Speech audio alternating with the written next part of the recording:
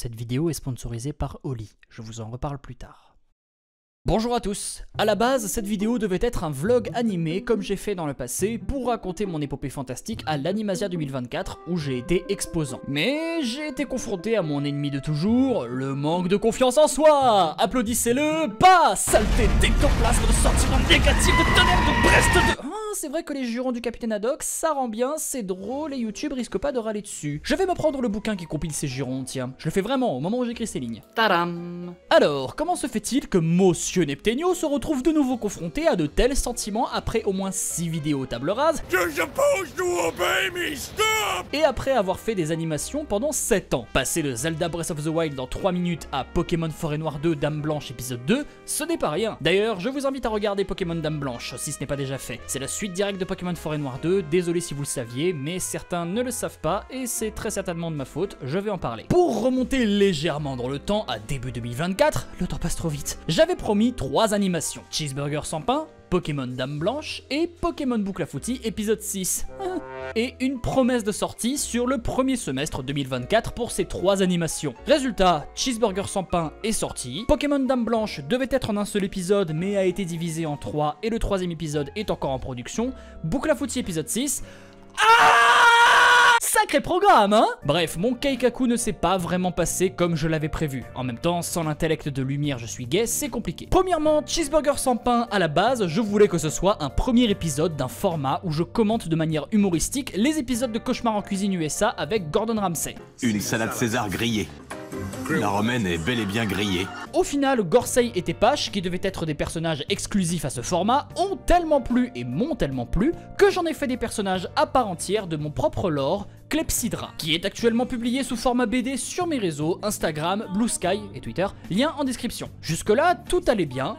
Puis est venu le projet Pokémon Dame Blanche. Suite directe de Pokémon Forêt Noire 2, Dame Blanche raconte l'histoire de Marie, une tueuse à gages accompagnée de ses partenaires Vanilla, le Majaspic, et Chantilly, le Haut Massacre. Elle est la sœur de Nathan, héros de Pokémon Forêt Noire 2, et recherche son frère bien après qu'il soit devenu maître du Nice. Synopsis simple mais qui cache un twist qui va être le cœur principal de l'univers Pokémon parodique que j'ai écrit moi-même. J'évite d'en dire trop mais je vais vous teaser parce que vous le méritez. Dans l'univers de Pokémon Forêt Noire 2, Pokémon Boucle à Footy est canon. Ce projet est très cool, mais il me prenait trop de temps. Alors j'ai voulu le diviser en 3, l'histoire se répète, pour être plus régulier. La production se passe pas trop mal, 1 mois pour faire un épisode, écriture, storyboard, colorisation et montage, mais malheureusement, les 2 premiers épisodes ne rencontrent pas le même succès que Forêt Noire. Ce qui est normal, la série est un peu sortie du chapeau alors que j'avais Boucle à Footy qui était en cours, ça a été un peu mal communiqué, mais j'ai eu un excès de confiance qui m'a naturellement conduit à une longue pause des animations.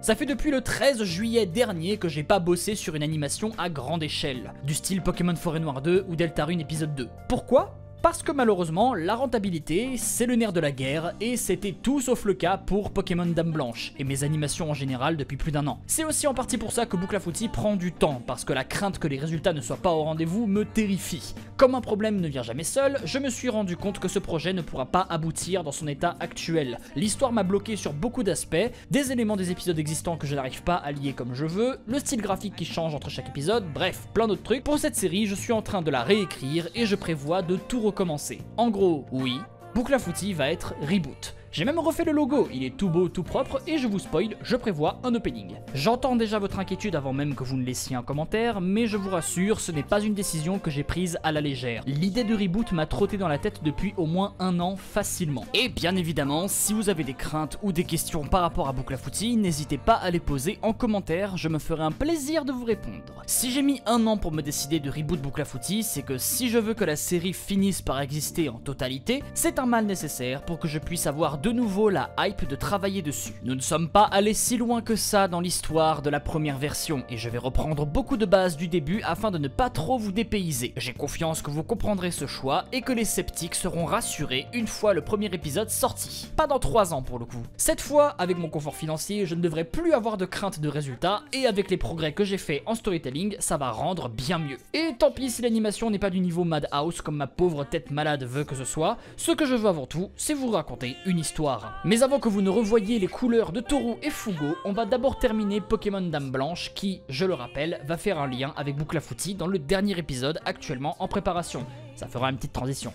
Bref, j'ai donc pris de la hauteur sur ma situation bordélique et je me suis remis à faire des commandes de dessin et d'un coup, ça allait beaucoup mieux. Cela dit, j'étais chagriné à l'idée que j'allais peut-être devoir abandonner l'animation parce que j'adore en faire en vrai. C'est éreintant à faire tout seul, mais pondre des animations colorées aux histoires alambiquées sorties tout droit de sa tête, c'est pas à la portée de tout le monde et je suis fier de ce travail que je suis capable de fournir. Sans oublier l'algorithme qui n'est pas dans mon camp parce que je sors pas des animations sur Skibidi Toilet toutes les 36 secondes, ouais, ça aide pas. Heureusement que les shorts m'ont un peu aidé à pas trop me faire oublier. Dans le passé, j'ai vu beaucoup de youtubeurs critiques qui ont stipulé que la fiction n'a pas sa place sur YouTube. Et je veux faire partie de ceux qui prouvent qu'ils ont tort. Et en travaillant sur mes commandes de dessin, j'ai beaucoup cogité, j'ai parlé à beaucoup d'amis de ma situation et ce qu'il me faut avant tout, c'est un revenu stable et du temps. Ainsi, je m'inquiéterai plus des revenus que je vais tirer sur une animation que je produis. C'est là qu'on se rend compte de l'importance d'avoir un plan B dans ses projets pro et perso. Tu sais jamais combien de temps ton pommier va continuer à faire pousser des pommes, alors il vaut mieux avoir un deuxième arbre pour être sûr de continuer à cultiver tes fruits. Moi, mes fruits, c'est mes créations. Pokémon Dame Blanche, Boucle à Footy, Clepsydra, mes streams, ma présence en général. Je veux être là pour vous parce que je vous dois le parcours que j'ai accompli durant ces 10 ans de YouTube. Ah, je me prends trop la tête.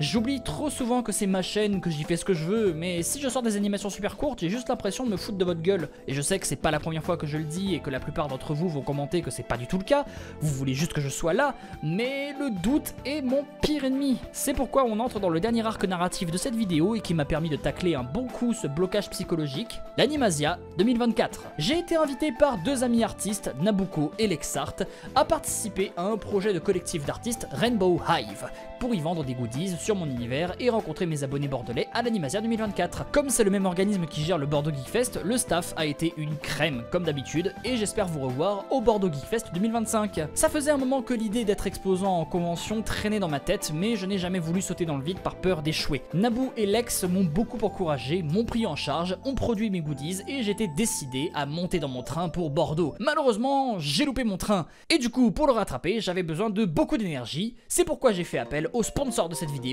Oli. Oli, c'est une marque de soft drink made in Berlin. Si vous recherchez une alternative au soda mais sans sucre, ni colorant, ni additif et vegan friendly, c'est la gamme de boissons qu'il vous faut. En plus, pour en boire, c'est même à la portée de gaufrette. Vous prenez votre shaker, vous mettez la poudre, de l'eau, vous secouez et pouf, une bonne boisson bien fraîche et saine pour le corps. Vous avez trois versions d'Oli. Energy pour vous énergiser bien comme il faut, Iced Tea pour une boisson plus soft, plus chill et Hydration conçue spécialement pour les sportifs.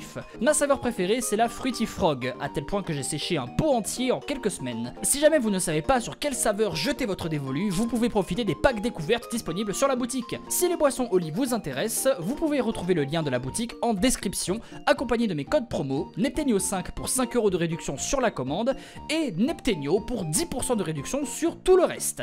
Alors si vous voulez soutenir la chaîne et boire une bonne boisson Oli, tout est en description. Le bilan du week-end à l'Animasia, grosso modo, c'était très fatigant, mais craignons que c'était une expérience que j'adorerais réitérer. J'avais mon propre stand avec mes propres goodies, j'étais accompagné de collègues artistes talentueux dans un grand stand de 30 mètres carrés, et tous ces artistes étaient des habitués de convention. Du coup, en me retrouvant au milieu, je me sentais un peu comme le même avec le clown au milieu de militaire. 5 minutes après l'ouverture, il y a déjà une figurine gaufrette qui part dans la poche de quelqu'un. Voilà, on a déjà une première vente, des 4 badges avec une figurine gaufrette. La numéro 1 pour ce monsieur, merci beaucoup. Les 15 figurines gaufrettes sont parties en 1h30, elles n'ont pas vu le soleil de midi. Voilà, la convention a commencé il y a à peine 10 minutes, on est déjà à 4 figurines gaufrettes vendues. Voilà, bon ça fait à peu près une demi-heure, on est déjà à la 9e figurine. Il y a un moment, je vais me réveiller comme dans le Truman Show là. Ouais, trop cool, le leak du chapitre 3, 4, 5 de Deltarune, il y a Chris, il achète tout mon merch. Trop cool. La 10e figurine gaufrette, elle est là. Let's go. Donc leak gaufrette dans le chapitre 3, 4, 5 de Deltarune. Trop cool. Allez, c'est la toute dernière. C'est la dernière figurine gaufrette pour ce monsieur. Merci beaucoup. Merci encore Alex d'avoir assuré la production des figurines. C'était super cool. Pour les prochaines conventions, on en fera plus et on réservera un stock pour chaque jour, histoire que tout le monde ait sa chance. N'empêche, y a pas à dire, gaufrette a vraiment conquis vos petits cœurs. Vous étiez venus drôlement nombreux alors que j'avais peu communiqué sur ma venue. Ça m'a fait vraiment plaisir. Plus tard, j'ai fait mes dédicaces qui se sont bien bien passé. J'ai revu Pierre-Alain de Garrigue que j'avais déjà rencontré au BGF, toujours aussi gentil. Il m'a même reconnu, j'étais choc-barre. À côté de moi, aux dédicaces, il y avait Patrick Borg, la voix française de Son Goku adulte. C'était très fun à voir. Une fois le samedi terminé, j'étais crevé. Le soir même, en retournant au Airbnb avec des collègues, j'ai pu goûter mon premier tacos français. J'en avais jamais mangé auparavant, c'était bon. Et le dimanche, c'était bien plus calme, même si j'ai fait plus de commandes de dessin que la veille. J'étais vraiment en mode light Yagami à speedrunner pour éviter de faire trop attendre les gens. Je bouclais les dessins en 10-15 minutes en faisant attention de bien m'impliquer quand même.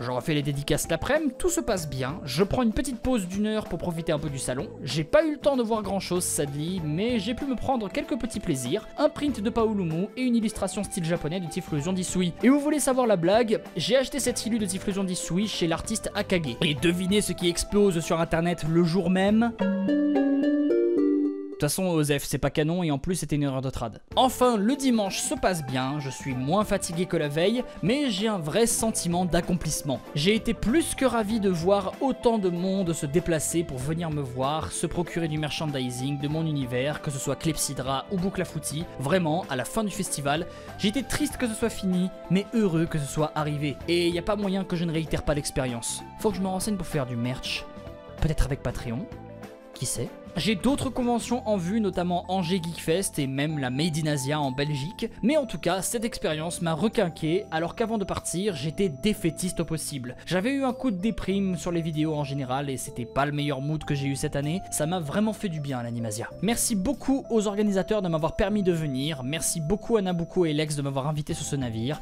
merci beaucoup à toutes les personnes qui sont venues me voir et à ceux qui m'ont fait des petits cadeaux. Big up à la famille qui est venue de Suisse spécialement pour me voir, ils se reconnaîtront. Et enfin, pour conclure cette vidéo que j'espère n'est pas trop longue, en conclusion, j'ai eu affaire à une introspection maison qui m'a conduit à l'issue suivante. Neptenio est un gros casse-couille. Non, moi rabaissant, voyons. Attendez, synonyme casse-couille. Gonadoclaste. Neptenio est un gros gonadoclaste. Je me prends beaucoup trop la tête. Je dois penser simple et faire comme avant. J'arrivais très bien à produire de grosses animations avant. Y a pas de raison que je puisse pas le refaire. Ce que vous entendez là, c'est un Neptenio qui doit sortir plus souvent. C'est le nez positif. Affronter la vie et les difficultés avec le sourire, de la bonne volonté, de la motivation, c'est le meilleur moyen d'accomplir de grandes choses. J'arrive bientôt sur mes 25 ans. Il est bien trop tôt pour broyer du noir. Vous trouvez pas qu'il y a assez de négatifs dans le monde en ce moment? Je veux être un rayon de soleil pour vos vies, produire des animations colorées, vous faire rire, vous faire passer un bon moment. L'épisode 3 de Pokémon Dame Blanche est en production, j'ai confiance en moi, je suis sûr que ça va vous plaire. Je suis en train de réécrire Bouclafouti, j'ai confiance en moi, je suis sûr qu'il vous plaira encore plus que la première version. À la base, cette vidéo avait une conclusion plus morose, mais on se remotive, fini de se morfondre. I'm still standing. Ouais non, c'était pas nécessaire ça. Abonnez-vous pour ne pas louper mes prochaines productions, que ce soit longue animation, short ou petite animation shitpost. Suivez-moi aussi sur Blue Sky, Twitch, Instagram et TikTok. Plus trop Twitter parce que Twitter c'est devenu de la merde. On se revoit très vite. Arrivederci.